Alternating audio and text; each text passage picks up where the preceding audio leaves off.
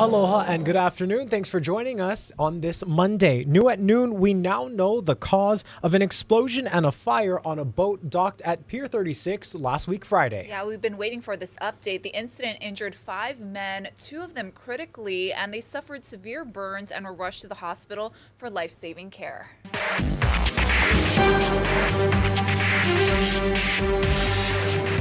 The Honolulu Fire Department revealed that the fire was accidental. Their investigation found that it started near the port side fuel tank. HFD said the ignition source was nearby welding equipment that ignited diesel vapors, leading to a fiery explosion. All of those injured were men, ages ranging from possibly 20s to 50s, according to officials. They were taken to 2 different hospitals, including Queens and Straub. Damage was totaled at $250,000. And new details today in the SWAT situation over the weekend in Mililani. We've learned the suspect is in the hospital today and has not yet been charged. The incident started Saturday night just before 10 p.m. and continued through the night. HPD was finally able to take the suspect into custody around 4:45 a.m. Sunday morning. Still no word on what led up to the incident. So far, no charges have been filed. And now to breaking news out of North Carolina. A deputy U.S. Marshal was killed in a shootout in Charlotte that left at least 3 other officers wounded. A social media post from the Charlotte Mecklenburg Police Department reported an active shooter standoff in East Charlotte. A task force made up of officers from different agencies was conducting an investigation in a neighborhood when gunfire rang out. 2 officers were reportedly shot in their legs and another was shot in the chest. At least one of the suspects involved in the shooting was also wounded. Earlier today, a SWAT team was on scene. Now, this is a breaking situation. Be sure to stay tuned to our website and mobile app for the latest details. The U.S. is stepping up pressure on Hamas to agree to a new ceasefire deal from Israel. This comes as Hamas released 2 new videos over the weekend showing American hostages still in custody but supposedly still alive. Nicole Skanga has more details from the White House. President Biden spoke with Israeli Prime Minister Benjamin Netanyahu over the weekend as the U.S. continues to push for an Israeli ceasefire and for Hamas to release its hostages. It is a priority to get those hostages home.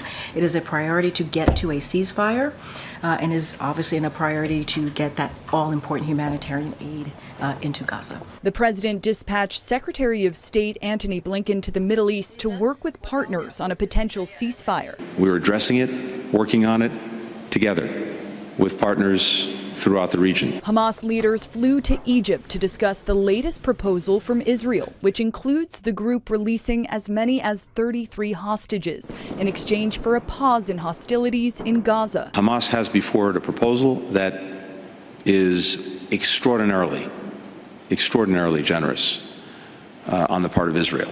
Hamas released more propaganda videos over the weekend showing hostages still alive. It included at least 2 Americans, including 64-year-old Keith Siegel. This is the first time that we're seeing him, that we're hearing him. It's surreal. Hannah Siegel, Keith Siegel's niece, told Face the Nation that she believes Hamas is asking for U.S. help in cutting a deal. That these 2 videos are a signal from Hamas that they are ready to make a deal and a reminder that there are American citizens being held, including Keith. Siegel's daughter has called on Netanyahu to do more to strike a deal and get the hostages returned. Nicole Skanga, CBS News, the White House. Graduation is just days away on college campuses around the country, but they could look very different this year due to ongoing pro-Palestinian demonstrations. On Columbia University's campus, an ultimatum from university officials for student protesters: leave now or be suspended. An hour before the 2 p.m. deadline, police began lining up outside the campus and students began to march around the encampment, making no effort to clear out. Students are demanding the school divest from Israel due to the ongoing war in Gaza, while some Jewish students say they feel unsafe. And I think if Columbia wants to have a peaceful graduation, then there has to be some form of meeting halfway with the students instead of threatening with, National Guard and NYPD. Last night there was actually they painted a Jewish star and then a huge X around it. And like as a Jewish student, like seeing that definitely does not make me comfortable. At UCLA over the weekend, there were clashes between Palestinian supporters and pro-Israel activists who say encampments are promoting anti-Semitism and ignoring Hamas-held hostages. Nearly 1,000 demonstrators have since been arrested on campuses across the country as tensions continue to remain high. Governor Josh Green was on Hawaii News Now Sunrise this morning. He provided an update on funding for Maui's wildfire disaster recovery. He also provided an update on the One Ohana Fund, which is meant for people who lost a family member or were seriously injured in the disaster. You have going forward monies, which is enough money for this next 2-year cycle. And then you have the emergency appropriation, which is immediate, like building the housing, dealing with the One Ohana Fund. The emergency appropriation was a total of $297 million plus $65 million. Now, I know these are big numbers, but what it means is we have enough resource to take care of Maui, and then they're going to get about $1.2 billion over time from HUD. That's Housing and Urban Development. They'll be able to do a lot of infrastructure work there too. But this is an organic process. It's going to keep evolving. We're going to keep taking care of people for the good of Hawaii. And speaking about the One Ohana Fund, I know that you were able to apply online starting March 1st. Do we have an update on how many have applied? We do. 42 people have applied already. I'm sure they will all be approved because they lost a loved one or were injured. We're going, and I'll announce it right now, we're going to put out a press release later today. We're going to extend it an additional 1 month for people to apply, and I'll be personally meeting with families again tomorrow on Maui. So I think we will see well over half ultimately apply and get approved for the settlement. How soon do you think they'll be able to see any of that settlement money? Well, the money will be approved, and then it has to, in some cases, go through probate, but a lot of people will get it really quickly. They'll get it probably in the third quarter of this year, and any monies that we don't use of that $65 million will go back to the state's budget. So we're going to lock this thing down in the next 31 days, and I've been just very humbled in talking to the families who lost a loved one. We just want to try to help them heal. Trial begins today for those affected by the Navy's Red Hill fuel spill 2.5 years ago.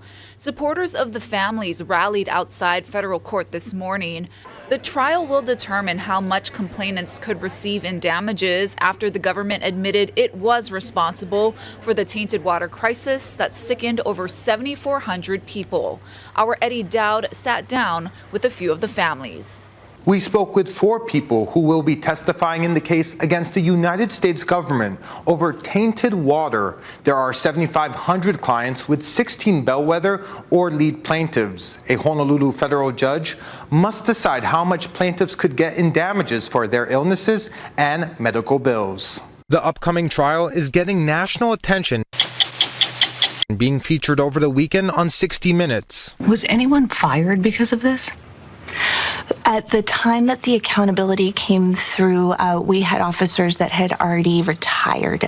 The government admits it was responsible for the fuel spills in 2021 that tainted Pearl Harbor's tap water and sickened more than 7,400 people. We spoke with 4 of them. I have to ask, is there any feeling of nervousness? I'm ready to go. I'm ready to, share the truth. I would lie to you if I didn't say there was some nerves involved with it. We never imagined being here. The lawsuit's lead plaintiffs have symptoms that include gastrointestinal problems, rashes, seizures, and breathing issues. Army Major Amanda Fine's husband, Patrick, is one of the plaintiffs in Monday's trial. So with the issues came tinnitus and vertigo and vestibular dysfunction, lost 25 pounds. It was a really, really low point in my journey. Koda and Nastasia Freeman will also be testifying on Monday. Koda has served 13 years in the Navy and was stationed in Hawaii with his wife in 2021. We're going to tell our truths. We're going to tell, what the past 2.5 years look like, and that's going to be hard. In court documents, the Department of Justice said in part, quote, "The United States breached its duty of care to resident plaintiffs in the operation of Red Hill, and that as a result of the nuisance, they suffered injuries compensable under the Federal Tort Claims Act." But the government also argues residents were only exposed to jet fuel temporarily and may have symptoms from the stress. There's been a lot of conversation and a lot of medical gaslighting and downplaying the significance of what's happened to all of our families and our children. And they've been through over 400 appointments. We've been, I think the tally the other day was 481 appointments, several surgeries, hospitalizations. Unfortunately, this trial is going to end next week. But the fight for our families, the fight for the families that are still on island to get the medical care that they need, to get the help that they need, that's not going to go anywhere. Eddie Dowd, Hawaii News Now. Mothers Against Drunk Driving held a sign-waving event over the weekend in memory of Kaulana Werner. The 19-year-old was walking home from a park in 2016 when he was hit by a drunk driver. Kaulana was a well-known and beloved football player. April is a very sad month for us, but if we can prevent things that would happen to us, and people out there driving can realize that all it takes is one mistake. Every day, 37 people in the United States die in drunk driving crashes. Child abuse cases are trending down in Hawaii. The Children's Justice Center of Hawaii says over 300 fewer cases were reported in 2023 compared to the year before. While encouraging, over 1,800 cases were still reported. Of those, around 900 children physically came into one of these centers to speak with a professional. The statistics also revealed girls are more likely to report abuse than boys, and sexual assault remains the cause of the highest number of abuse cases. We want to tell the community that there is an effective response team in place when these types of cases are reported, and they're very sensitive cases as well, so we want to be very victim-centered and also let them know that there are plenty of partners, including HPD, SATC, Child Welfare Services, and the prosecutor's office to support victims in their journey.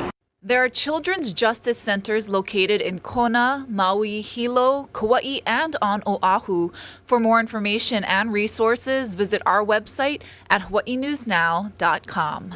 With a little more than 6 months to go before the presidential election, a new CBS News poll shows a very tight race in 3 battleground states: Pennsylvania, Wisconsin, and Michigan. Skylar Henry has the details. Wisconsin, Michigan, and Pennsylvania. The first CBS News Battleground Tracker poll of 2024 found all 3 are in a statistical tie between President Biden and former President Trump. When asked how these candidates each make you feel, a large number of voters say for each of them, worried, more so than confident.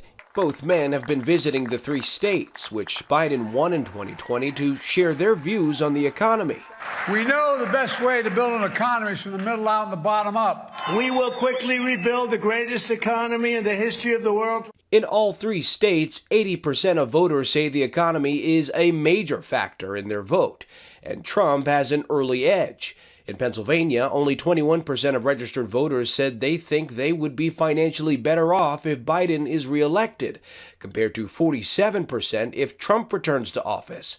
And more than 60% in those states say the economy was good during the Trump administration. Back in 2020, when asked the same question, only about a third of voters answered that way. Skylar Henry, CBS News, Washington. On Hawaii Island, a spike in earthquakes below and around Kilauea has officials taking action. Helena Pali Road is closed from Chain of Craters Road. Overnight use of the coastal backcountry, Napau, and Pepeao cabin is also temporarily closed.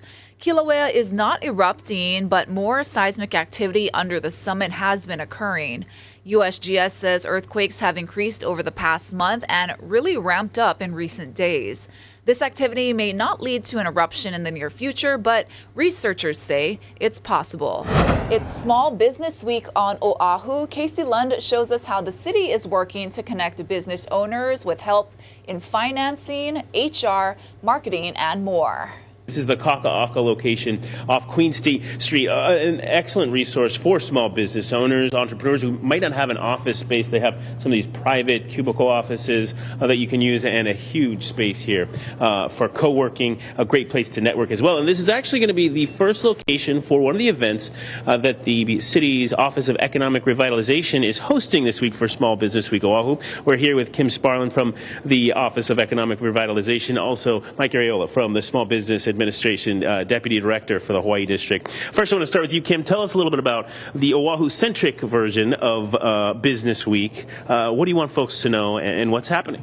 Well, we want folks to come and join us on Wednesday, like you said, here at the Hub Co-working Space, or Thursday out in Kapolei, and then on Saturday out at Waianae, at the Makeke Waianae.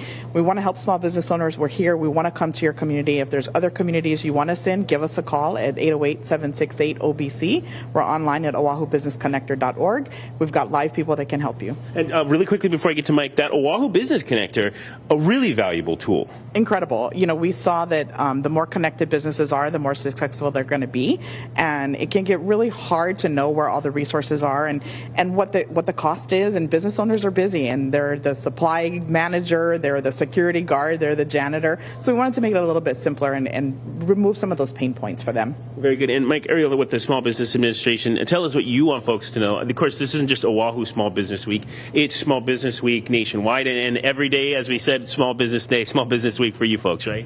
Absolutely. For over 60 years, the President of the United States has declared National Small Business Week. And it's an opportunity for us to recognize nationwide, and particularly here in Hawaii, the vital contributions that small business owners make to our broader community. And, we talked a little bit about the gentleman who just this morning, and we have the picture of him. If we don't have that loaded up, that's fine. Ron Ponzo, he owns Nalu's Hawaii. He was this year's, and literally just happened a little bit earlier this morning, a Small Business Person of the Year for Hawaii. His stories like his, where he's able to be successful and give back, that's what it's all about, right? It sure is. I mean, Ron's restaurant in Kihei has stayed resilient post-pandemic. In the aftermath of the Maui wildfires, he donated hundreds of meals to Lahaina residents and even formed a charity to help kids purchase backpacks and that sort of thing for school supplies. So it's about recognizing that not just the vital contributions that they make to the economy, but also to their communities and their fellow Hawaiians. Yeah, those stories wouldn't be possible without supporting businesses like that. And that's what this week is all about. But really, it's important to note that the SBA, the Oahu, the City and County's Office of Economic Revitalization, that's a mouthful, are here 24/7, 365 days a week for those small business owners. If you missed any of that and you want to get involved in some of those events, again, 3 happening Wednesday, Thursday, and Saturday. We have all the details online at hawaiinewsnow.com. Thank you, Case. Here is a live look outside. Now, this is actually Seattle, Washington. The temperature there, 53 degrees and some sunshine, which is rare for Seattle this time of year. We're going to have a look at your island forecast here at home and what the work week has in store with Guy Hoggy after this quick break.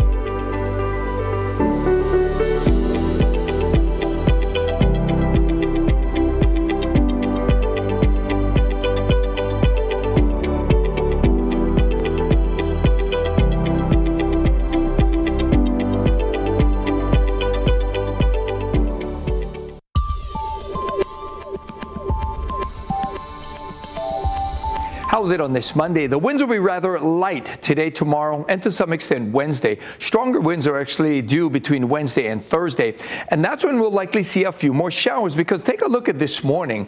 It is almost completely dry, save for a couple minor splashes, and it is a little cloudy, but some of those high to mid-level clouds might bring in a beautiful sunrise and a beautiful sunset as well. Now, those winds will run pretty slow. We'll have slightly stronger winds for the west end of the state, and we'll get lighter winds for the east end of the state. But for the most part, this is what we're all looking at. A little cloudy to start the day, and then more sunshine by the middle of the day, with clouds building in the afternoon because of the light winds. And that cloud buildup might spawn a few showers, but they won't be widespread. Now, heads up, we're expecting a little boost coming into south and southwest shores today. As you can see, it's going to be well below advisory levels, not that big, but we'll take it. And with the light winds, conditions should be pretty good, especially for the south shore. So we've got these light winds today, tomorrow, and for some of Wednesday. Then starting Wednesday, the winds pick up. And when the winds pick up, that's when we'll likely see a few more windward and Mauka showers, but we're still not talking about a lot of rain. And notice the temperatures getting slightly warmer the closer we move into the heart of the spring season. It was a packed house as hundreds celebrated the life of pioneering journalist Emmy Tomimbang over the weekend. Friends and colleagues shared their favorite memories of her and the legacy she's left behind. Jolani Martinez has more. I think her legacy was that people loved her. Hundreds filled the Filipino Community Center to remember veteran Hawaii journalist and broadcaster Emmy Tomimbang. She led the way for a lot of other local women of all ethnicities, showing them that it's possible to do more than just I shouldn't say more than just do radio, but it's possible to do it all and do it well and be creative. Emmy's career in local media began in her teen years. She hosted her own radio show and broke barriers, becoming a television reporter and anchor at local news stations in Hawaii when it was rare to see women of color in the media. Emmy also started her own feature series called Emmy's Island Moments, which highlighted inspiring stories and aspects of island life for more than 20 years. She shows that we can be creative, we can make our own ways, and we can document the things that are going on in Hawaii. She was a local girl, down to earth, didn't have any airs about her, but people loved her, no matter what she did. Many say she had a way with connecting with everyone and made those she crossed paths with feel special, whether they were famous celebrities or everyday people. It didn't matter to her what your stature was. She could somehow connect with all different kinds of people. And I think in that, it really helped her in anything she wanted to pursue, whether it was television or whether it was for the community, charities, different organizations. Emmy was laid to rest at the National Memorial Cemetery of the Pacific next to her husband, Judge James Burns.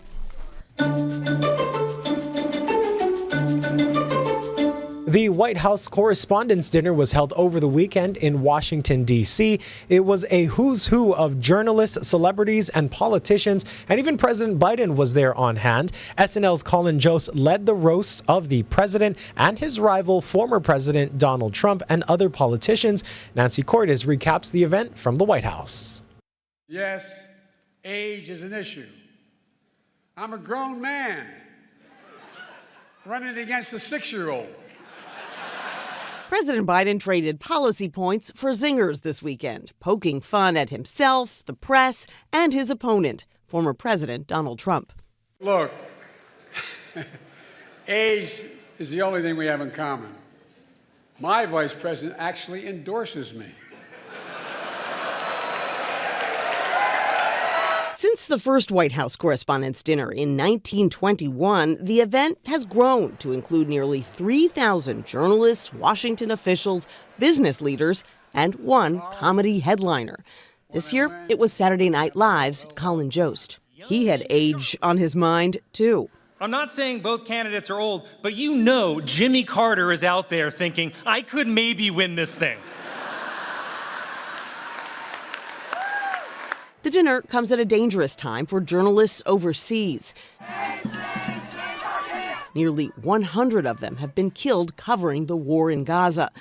Pro-Palestinian demonstrators chanted outside the Washington Hilton Saturday, While inside, President Biden made this vow to the families of journalists imprisoned in Russia. We're not going to give up until we get them home. All of them. All of them. The dinner raised $133,000 in scholarships. One person who did not appear to appreciate the humor was Donald Trump. He said that the dinner was, quote, really bad and that his opponent was a, quote, absolute disaster. Trump didn't attend this dinner when he was president, and by the sound of this, he will not be attending if reelected either. Nancy Cordes, CBS News, the White House. Thank you so much, Nancy, for that. What a comedic-filled event that was. Yes, it's on my bucket list to go. Yeah. I really want to. What a big turnout, too. I had no idea huge. that many people attended. Always good to, kind of see politicians make fun of themselves.